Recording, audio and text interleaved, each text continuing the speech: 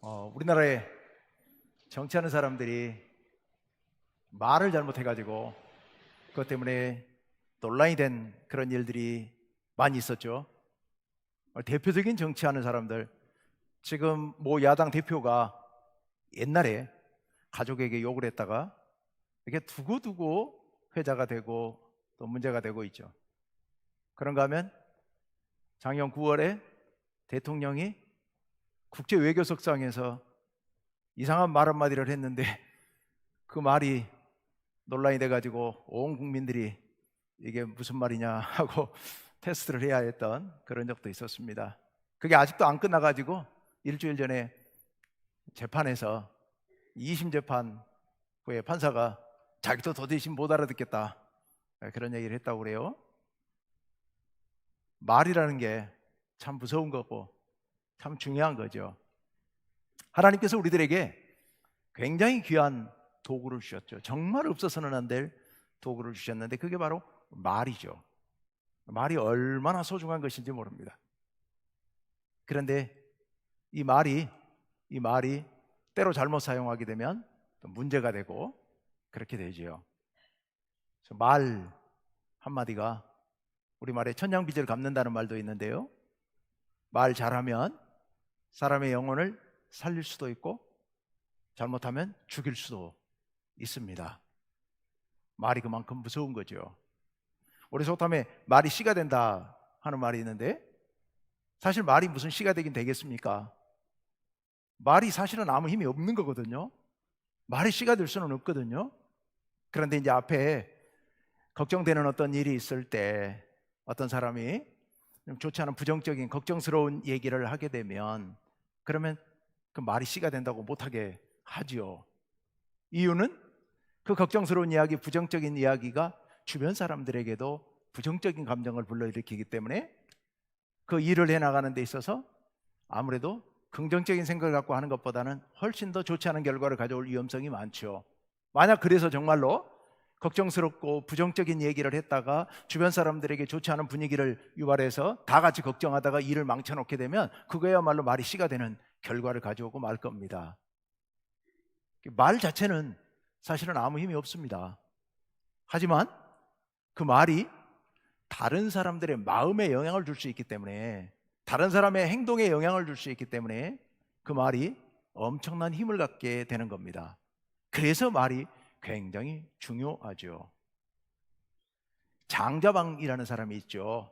중국 한서에 나오는 춘추 전국 시대를 끝냈고 이제 제대로 된 제국을 건설했던 한나라 유방의 모사 역할을 했던 장자방이 나라를 다 세워놓고 난 뒤에 뒤로 물러나면서 한 말이 새치혀로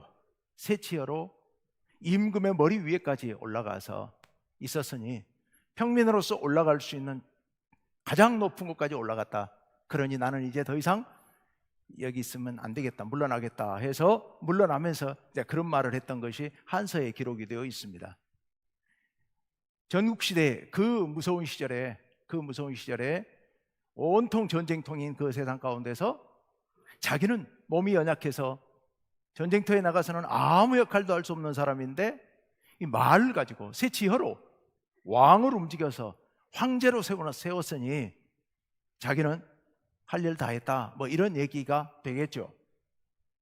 말, 새치혀로 나오는 그 말 몇 마디가 엄청난 힘을 발휘할 수도 있고 또 이게 굉장히 부정적인 영향을 미쳐서 개인이나 공동체를 망가뜨려 버릴 수도 있습니다. 말로 우리는 세울 수도 있고 무너뜨릴 수도 있는 거죠. 그래서 말이 대단히 중요한데요. 특히 우리 교회 공동체는 많은 사람들이 한 곳에 모여서 함께 생활하지 않습니까? 그러다 보니까 말 한마디 한마디가 굉장히 중요하죠. 우리의 말 한마디가 다른 사람에게 깊은 상처를 줄 수도 있고 또 상처받은 영혼을 회복시킬 수도 있습니다. 한 사람의 영혼을 죽일 수도 있고 살릴 수도 있고 교회 공동체를 무너뜨릴 수도 있고 다시 세울 수도 있는 게 우리의 말이죠. 그래서 말이 정말 중요합니다. 사람이 살다 보면 말 실수를 안 할 수가 없잖아요. 말이 많다 보면 틀림없이 후회되는 말을 할 수밖에 없습니다. 제가 우리 교회에서는 제일 말을 많이 하는 사람이 저잖아요. 허구한 날 혼자 듣기는 않고 말만 하잖아요. 참 걱정스럽습니다. 제 아내의 걱정이 늘 그거예요. 제가 혹시 말실수를 하지 않을까, 설교하면서 쓸데없는 소리를 하지 않을까, 맨날 걱정이 그거인데 아마 늘 기도하는 것 같아요. 말실수하지 말라고, 않게 해달라고 기도하는 것 같아요. 말실수를 안 하는 방법은 말을 안 하는 거거든요. 사실 말 적게 하는 게 제일 좋아요. 근데 어쩔 수 없이 말을 해야 된다면 조심해서 해야 되죠. 신중하게 해야 되죠. 말이라는 게 굉장히 위험한 거니까요. 우리 교회 안에서도 여러분 언제나 말 조심. 그래서 습관적으로 말을 가능하면 적게 하되 진실한 이야기만 하고, 그리고 다른 사람을 칭찬하고 높여주고 섬겨주는 긍정적인 그런 이야기들을 해야 됩니다. 그래야 말실수 안 할 수 있고, 그래야 공동체에 긍정적인 영향을 끼칠 수가 있는 겁니다. 자, 우리 기독교는 특별히 이 말씀의 종교라고 하죠. 다른 모든 종교가, 대다수 종교가 경전을 갖고 있지만, 그리고 그 경전을 굉장히 강조하지만 우리 기독교만큼은 아니죠. 우리 기독교는 유독 말씀을 강조합니다. 말씀을 중요하게 여깁니다. 하나님의 말씀에 능력이 있다고 믿습니다. 요한복음 1장에서 하나님께서 태초에 천지를 창조하실 때 말씀으로 창조하셨다고 하고 있습니다. 또 예수님께서는 말씀이 육신이 되어 우리 가운데 오셨다라고 기록하고 있습니다. 그 말씀이 대단히 중요하고, 교회 안에서 신앙생활 가운데서 말씀이 그렇게 중요합니다. 우리가 하나님 안에서 어떤 말을 할 것인가 중요하고요. 또 그 가운데서 하나님의 말씀의 중요성을 우리가 깊이 인식해야 됩니다. 잠언 25장 11절 말씀에 보면 이런 말씀이 있죠. 경우에 합당한 말은 아로새긴 은쟁반의 금사과다. 어떻게 말을 이렇게 표현했는지 모르겠는데요, 경우에 합당한 말, 우리가 경우에 합당한 말이라고 하는 게 정말 쉽지 않습니다. 정말 어려운 것 같아요. 그 경우에 합당한 말이 얼마나 소중한가를 얘기하고 있는데요, 우리 하나님의 말씀은 그 차원을 넘어서서 우주 만물을 창조하고 우리의 영혼을 구원하는, 그리고 하나님 나라를 새롭게 세워가는 그런 능력의 말씀이지요. 말씀 안에 힘이 있습니다. 그래서 히브리서 4장 12절에 이런 말씀을 기록하고 있습니다. 히브리서 4장 12절에 하나님의 말씀은 살아있고 활력이 있어 좌우의 날선 검보다도 예리하여 혼과 영과 관절과 골수를 찔러 쪼개기까지 하며 또 마음의 생각과 뜻을 판단하신다라고 말씀하고 있습니다. 하나님의 말씀은 살아 있습니다. 활력이 있습니다. 에너지가 넘칩니다. 그래서 우리를 찔러 쪼개기도 하고, 그리고 우리를 판단합니다.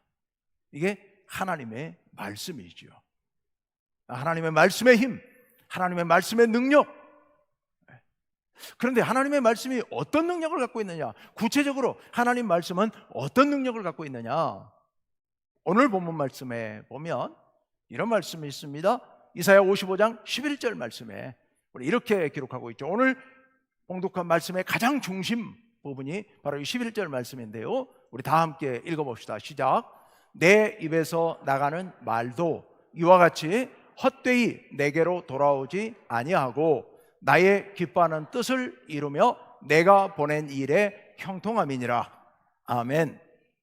하나님의 말씀은 절대로 아무 일도 없었던 것처럼 헛되이 되돌아오지 않는다라고 말씀하십니다. 하나님의 입에서 나온 말씀이 아무 효력도 없이 하나님께로 그냥 되돌아가지 않는다. 하나님께서 기뻐하시는 뜻을 성취한다.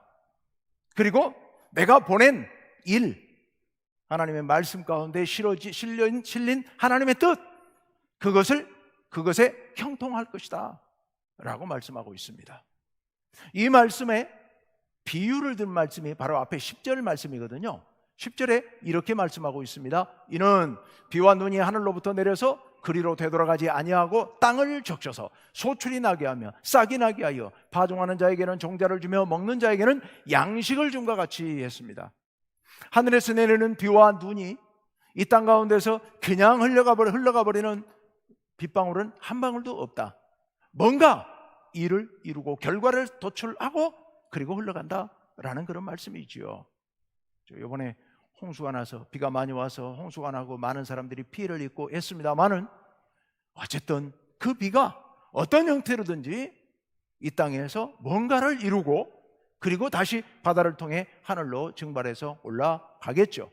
그것처럼 하나님의 말씀도 이 땅 가운데 거저 왔다가 떨어지고 사라지는 것은 없다. 하나님의 말씀은 반드시 어떤 결과를 이루어낸다라고 말씀하고 있습니다. 어떻게 하나님 말씀이 이런 결과를 이루어낼까? 왜 이런 말씀을 하고 계실까? 오늘 말씀의 배경을 좀 살펴볼 필요가 있습니다. 사실 오늘 말씀은 제2 이사야의 마지막 대목입니다. 우리가 이사야서는 이사야서라고 한 이름으로 되어 있지만 크게 보면 세 사람의 저자들이 기록을 한 것으로 봅니다. 학자들에 따라 약간 이견은 있습니다. 제2 이사야는 40장부터 55장까지 오늘 말씀 끝에 55장 끄트머리잖아요. 40장부터 55장까지를 제2 이사야라 부릅니다. 그래서 앞에 있는 39장까지를 1 이사야, 56장부터 뒤에 66장까지를 제3 이사야 이렇게 말하는데요. 배경 상황이 완전히 다릅니다. 1장부터 39장까지 제1 이사야서는 주전 700년 이전에 기록된 말씀. 그래서 히스기야 왕이 아수르와 싸울 때의 그 상황에서 기록이 됐다면 제2 이사야, 오늘 말씀이 들어있는 제2 이사야 40장부터 55장까지는 주전 587년에서 538년 사이. 그러면 그때가 언제냐? 유다가 바벨론에 망해서 바벨론의 포로로 끌려가 있을 때입니다. 요 성경을 기록한 40장부터 55장까지를 기록한 제2 이사야 선지자, 우리가 무명의 선지자라고 얘기를 하는데 그 선지자 역시도 바벨론의 포로였습니다. 포로 생활하던 그가 포로 생활 가운데서 하나님의 말씀을 받아서 전하고 있는 겁니다. 그리고 제3 이사야는 그 후에 포로 귀환 후에 기록된 말씀이죠. 상황이 완전히 다릅니다. 그러면 이 제2 이사야가 오늘 말씀을 기록할 때의 상황은 어떠했느냐? 그 상황은 지금 나라가 망해버렸습니다. 아니 그 당시에 뭐 전쟁이 많았으니까 어떤 나라가 세워졌다 망할 수도 있겠지요. 하지만 이스라엘 백성들에게는 정말 엄청난 충격이었습니다. 감당할 수 없는 충격이었습니다. 왜냐하면 이스라엘은 하나님께서 선택하신 민족이라고 생각하고 있었습니다. 그렇기 때문에 하나님께서 선택하셔서 예루살렘 성전을 짓고 하나님을 섬기는 그런 민족이기 때문에 어떤 경우에도 망하지 않는다. 하나님께서 이스라엘 나라는 언제까지 영원히 지키신다. 그래서 어떤 경우에도 절대로 망하지 않는다라고 확신하고 있었거든요. 그런데 바벨론이 쳐들어왔을 때 아무 대책 없이 완전히 망해버렸습니다. 나라가 완전히 망해서 남자들 또 장정들, 고위 관료들, 왕들까지 몽땅 다 바벨론의 포로로 끌려갔습니다. 어린아이들, 여자들, 노인들은 버려졌습니다. 그 땅에 살 수가 없어서 주변 약소 민족들이 끊임없이 약탈해 오니까 살 수가 없어서 다 흩어져 버렸고 폐허로 변했습니다. 예루살렘은 완전히 사람이 살 수 없는 폐허로 변해버렸습니다. 상상도 못했던 일이죠. 하나님께서 선택하신 민족, 하나님의 선택받은, 하나님께서 선택하신 성전이 있는 예루살렘이 그렇게 짐승들이 우글거리는 폐허로 변해버릴 거라고는 아무도 상상하지 못했습니다. 그런데 그렇게 망해버린 거죠. 그리고 바벨론의 포로로 끌려갔습니다. 바벨론의 포로로 끌려가 살고 있는 그 사람들, 그곳에서 그 화려한 바벨론의 세계 대제국 바벨론의 문명을 바라보면서 입이 딱 벌어진 거예요. 지금까지 자기들이 최고인 줄 알았습니다. 그런데 여기 와서 보니까 자기들이 우물 안에 개구리였던 거예요. 그 위대한 문명을 보면서 거기서 놀라게 되죠. 우리가 뭘 잘못하고 있었나? 우리가 뭔가를 잘못 믿고 있었나? 그리고서 10년이 지나고 20년, 30년, 40년 흘러가면서 포로 1세대들은 서서히 세상을 떠나고 그곳에서 태어난 포로 2세대들이 나오기 시작하는데 그들은 어려서부터 바벨론 문화 속에서 성장하게 됩니다. 이스라엘 민족은 아주 독특한 민족 정체성을 가진 민족이에요. 아까 말씀드렸던 것처럼 하나님의 선택받은 민족이라는 생각을 갖고 있었고 하나님을 섬기는 민족이라는, 그리고 율법에 따라서 살아가는 그런 아주 독특한 민족 정체성을 갖고 있었던 민족이었는데 그 정체성이 흐려지기 시작합니다. 유대인이라는 그런 자부심도 사라집니다. 하나님에 대한 신앙도 흐려지기 시작합니다. 이런 상황 가운데서 바로 이 제2 이사야 선지자가 나와서 말씀을 전하는데요, 제2 이사야 선지자의 말씀의 독특한 특징은요, 말씀이에요.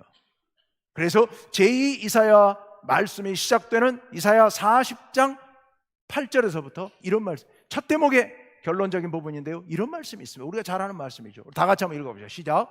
푸른 마르고 꽃은 시드나 우리 하나님의 말씀은 영원히 서리라 하라. 바로 이 제2 이사야 선지자에게 하나님께서 이렇게 말씀하십니다. 네가 가서 온 세상 사람들, 특히 바벨론의 포로로 끌려와 있는 이 이스라엘 백성들을 향하여 푸른 마르고 꽃은 시들지만 온 세상은 다 변하지만 하나님의 말씀만큼은 변하지 아니하고 영원히 서 있을 것이다 라고 선포하라고 하나님께서 이사야 선지자를 불러서 말씀하신 겁니다. 그래서 제2 이사야 선지자는 처음부터 끝까지 쭉 하나님 말씀에 대한 얘기를 계속해서 합니다. 그 말씀이 어떤 말씀이냐? 포로로 끌려가 있는 그 이스라엘 포로들을 향하여서 희망을 주는 말씀입니다. 하나님께서 너희를 다시 돌려놓으실 것이다. 하나님께서 바벨론을 멸망시키실 것이고 그리고 너희를 구원하여 이스라엘 땅으로 다시 데려가실 것이다. 그래서 예루살렘 성을 다시 회복하고 성전을 다시 짓고 그곳에서 아름다운 민족으로 살아가며 하나님께 영광 돌리도록 할 것이다. 이렇게 선포합니다. 그리고 그 제2 이사야 선지자의 마지막 말씀이 오늘 말씀이에요. 근데 오늘 말씀이 아까 무슨 말씀이었어요? 11절 말씀에 하나님 말씀은 한 말씀도 그저 돌아가는 법이 없다. 반드시 결과를 도출할 것이다. 반드시 성취될 것이다. 반드시 일이 이루어질 것이다 라는 말씀이에요. 이게 제2 이사야 선지자의 마지막 말씀이에요. 말씀으로 시작해서 말씀으로 끝나고 있어요. 말씀이 결실을 맺을 것이다 라는 말씀이에요. 그래서 8절에 55장 8절에 이렇게 말씀하고 있습니다. 다 같이요. 시작. 이는 내 생각이 너희 생각과 다르며 내 길은 너희 길과 다름이니라. 여호와의 말씀이니라. 사람들의 말은, 너희의 말은 아무 힘이 없다. 그런데 내 말은, 내가 가는 길은 너희의 말, 너희의 길과는 전혀 다르다. 반드시 결과를 도출하고야만 한다. 그리고 9절에 이렇게 말씀하십니다. 다 같이요. 시작. 이는 하늘이 땅보다 높음같이 내 길은 너희의 길보다 높으며 내 생각은 너희의 생각보다 높음이니라. 아멘. 하나님의 말씀, 하나님의 길, 하나님의 뜻은 우리의 말, 우리의 길, 우리의 생각과는 전혀 다르다는 거죠. 얼마나 달라요? 하늘과 땅만큼 다르다. 하늘과 땅만큼 다르다.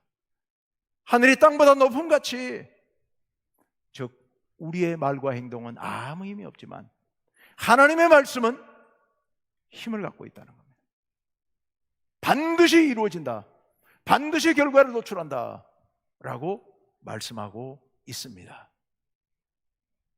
하나님의 말씀은 힘이 있습니다. 하나님의 말씀은 능력이 있습니다. 하나님의 약속은 반드시 성취됩니다. 여러분, 우리 기독교는 약속의 종교라고 하죠. 말씀이 곧 약속입니다.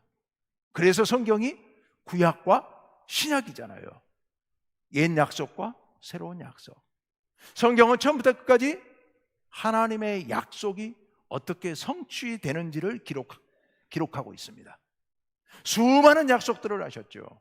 아담과 하와에게 약속하셨고, 아브라함에게 약속하셨고, 모세에게 약속하셨고요, 다윗에게 약속하셨고요, 예레미야를 통해서 이스라엘 백성들에게 약속하셨고요, 수많은 약속을 통하여서 백성들에게 당신의 뜻을 알리셨고, 그리고 그 약속을 이루셨습니다. 이루셨고, 그리고 또 말씀해 주십니다. 또 약속해 주십니다. 우리 역시도 그 하나님의 약속을 믿고 살아가는 사람들이 있지요. 하나님께서 우리에게 약속하십니다. 너희의 인생이 여기서 끝나는 것이 아니고 예수 그리스도를 믿으면 너희가 영원한 생명을 얻게 될 것이다. 그래서 하나님의 나라에서 참 생명을 누리게 될 것이다. 하나님의 나라가 이루어지게 될 것이다. 하나님께서 우리들에게 수많은 약속을 해주셨습니다. 여러분, 그 약속 하나도 땅에 떨어지지 아니하고 반드시 이루어질 줄로 믿습니다. 그런데 가끔 약속이 더디 이루어져요. 하나님의 시간은 우리 시간과 많이 달라가지고 우리는 약속하셨으니까 이루어지겠지 하는데 안 이루어지고 있어요. 우리 실망하죠. 그러나 하나님의 약속은, 하나님의 시간은 우리 시간과 다릅니다. 때로는 한참 있다 이루어질 수도 있습니다. 그러나 반드시 이루어지죠. 반드시 이루어집니다.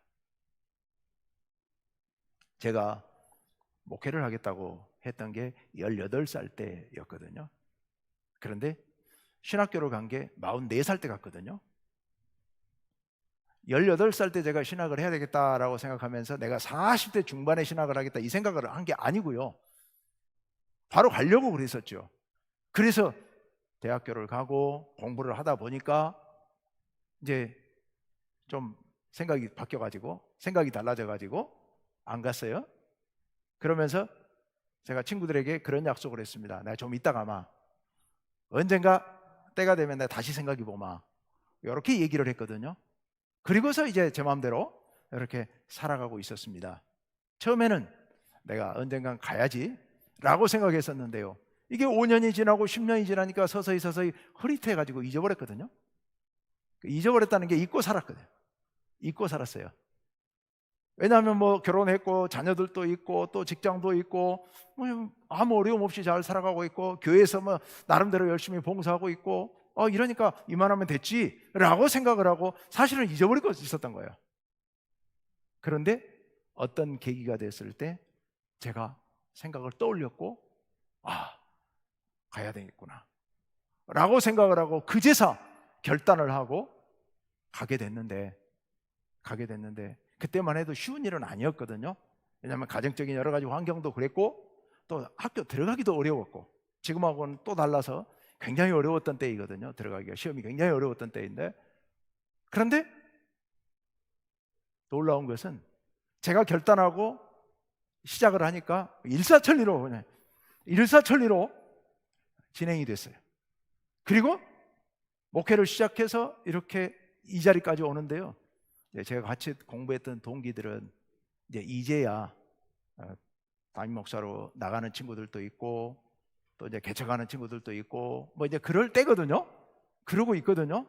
근데 하나님께서 저는 그냥 시작하자마자 아무 거리낌 없이 일사천리로 순탄하게 쭉 진행이 됩니다. 그러면서 제가 기도하면서 깊이 깨달은 게, 하나님께서 기다리고 계셨구나. 나는 잊어버렸는데 하나님께서는 그것을 기억하고 계셨구나. 그리고 사실은 그동안에 제가 제 마음대로 살아가면서 이것저것 많이 했었죠.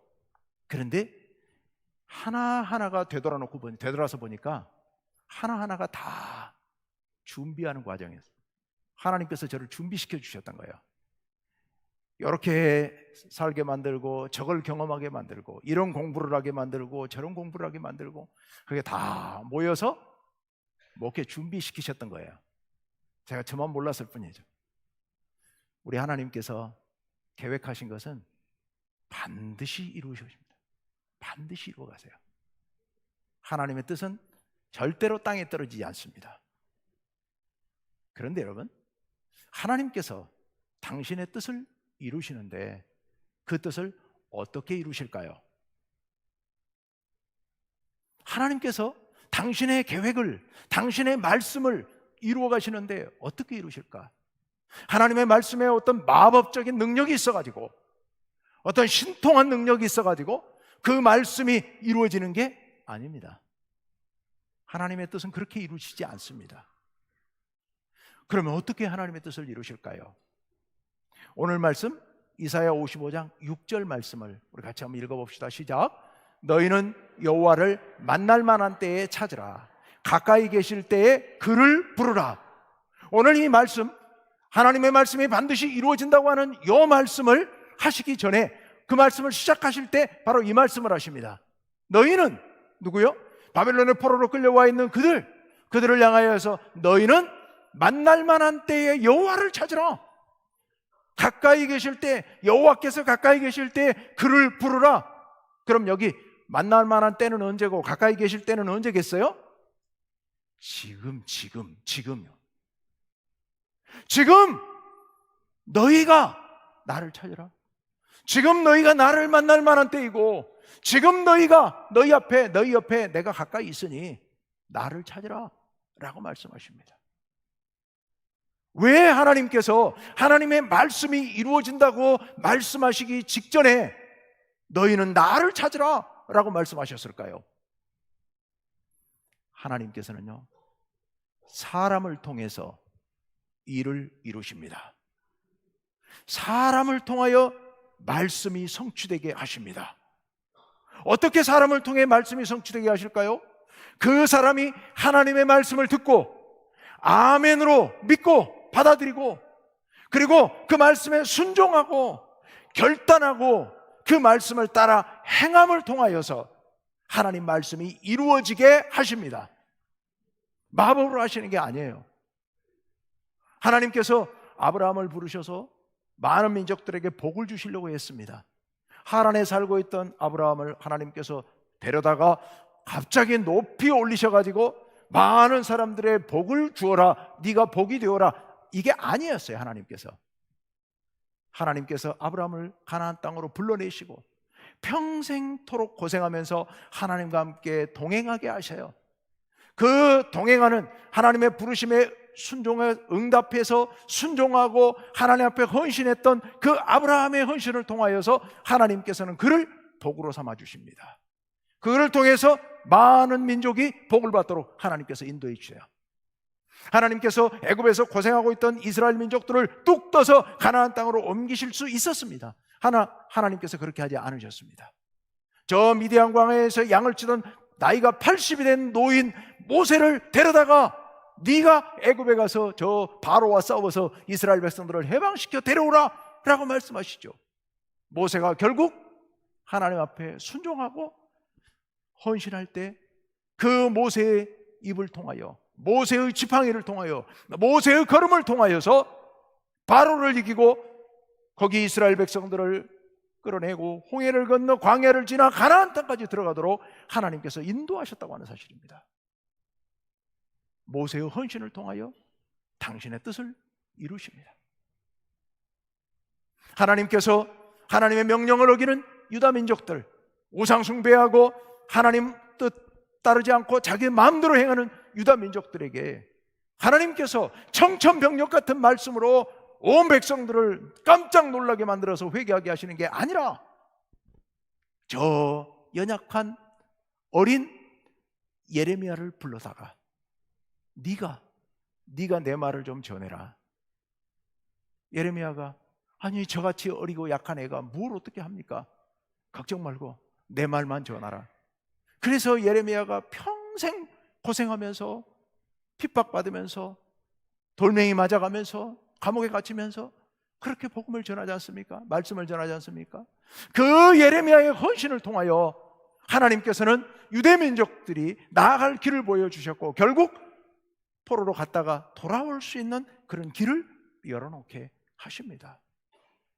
니느웨 백성들이 범죄할 때 하나님께서 니느웨 왕의 꿈속에 나타나서 야 이놈아 회개하라, 너 회개하지 않으면 내가 너희를 다 멸망시키겠다라고 말씀하시면 간단할 것을 그렇게 하지 않으시고 안 가겠다고 도망까지 치는 요나를 끝까지 찾아다가 그가 하나님을 만나고 회개하게 하시고 그 요나를 보내서 니느웨에 가서 외치게 만드시죠. 그리고 외치는 그 외침을 듣고 니느웨 백성들이 그걸 믿고 받아들이고 회개하게 함으로 그들을 멸망에서 건져주셔요. 하나님께서 우리를 구원하시는데요, 깜짝 놀랄 방법으로 온 인류를 구원하신 게 아니라 당신의 독생자 예수 그리스도를 이 땅에 보내십니다. 예수님께서 하나님의 뜻을 깨닫고 순종해서 헌신해서 이 땅에 낮은 자리까지 오셨고, 그리고 십자가에 달려 돌아가시는 그 모진 고통을 당하게 하심을 말미암아 우리 온 인류가 구원받을 수 있는 길을 열어주신 겁니다. 하나님께서는 당신의 말씀을 분명히 이루시는데 한 말씀도 땅에 떨어지지 아니하고 반드시 결실을 맺도록 하시는데, 그 모든 일이, 그 모든 경우에 사람의 믿음과 순종과 헌신을 통하여 당신의 뜻을 이루어 가신 줄로 믿습니다. 여러분, 하나님께서는 우리들에게 수많은 약속을 해주셨습니다. 우리들에게 수많은 말씀을 들려주셨습니다. 이 말씀 반드시 이루실 것입니다. 누구를 통하여? 우리를 통하여. 우리가 하나님의 말씀을 믿고 그 하나님의 말씀을 받아들이고 그 말씀에 순종하여 헌신하고 결단할 때, 그럴 때 우리를 통하여 하나님의 위대한 역사를 이루어 가실 줄로 믿습니다. 우리가 예수를 믿는다고 하는 게 그저 교회 와서 하나님께서 나를 구원해 주신 줄을 믿습니다, 하나님께서 나를 도와주실 줄 믿습니다, 이런 차원의 믿음이 아닙니다. 하나님께서는 큰 꿈을 갖고 계십니다. 여러분의 헌신을 통하여서, 여러분의 순종을 통하여서 우리 교회를 변화시키고 이 지역사회를 변화시키고 온 세상을 변화시킬 위대한 꿈을 갖고 계십니다. 그게 하나님의 뜻입니다. 하나님께서는 그 일을 반드시 이루실 줄로 믿습니다. 누구를 통하여? 우리를 통하여, 우리의 믿음을 통하여, 우리의 순종을 통하여, 우리의 헌신을 통하여 그 위대한 역사를 이루실 줄로 믿습니다. 선택은 여러분에게 달려 있습니다. 선택은 여러분에게 달려 있습니다. 여러분을 향한 하나님의 뜻, 하나님의 기대 저버리지 마십시오. 여러분이 하나님의 뜻에 전적으로 순종하신다면 여러분을 통하여서 하나님의 말씀이 이루어지는 위대한 역사가 이루어질 줄로 믿습니다. 그걸 통하여서 하나님께서도 영광 받으시고 우리 역시도 영화롭게 될 줄로 믿습니다. 이게 바로 믿음의 길이고 믿음의 열매입니다. 이게 바로 하나님의 말씀의 능력인 줄로 믿습니다. 오늘 설교 제목이 뭐죠? 말씀의 능력이에요. 말씀의 능력은 신비로운 어떤 마술 같은 어떤 능력이 아닙니다. 하나님의 말씀의 능력은 우리를 변화시키는 능력입니다. 믿음을 갖고 순종하고 헌신하는 우리를 통하여서 역사가 이루어지는 그런 능력입니다. 그 말씀의 능력을 믿고 순종하시는 여러분 되시기를 간절히 바랍니다. 함께 기도합시다.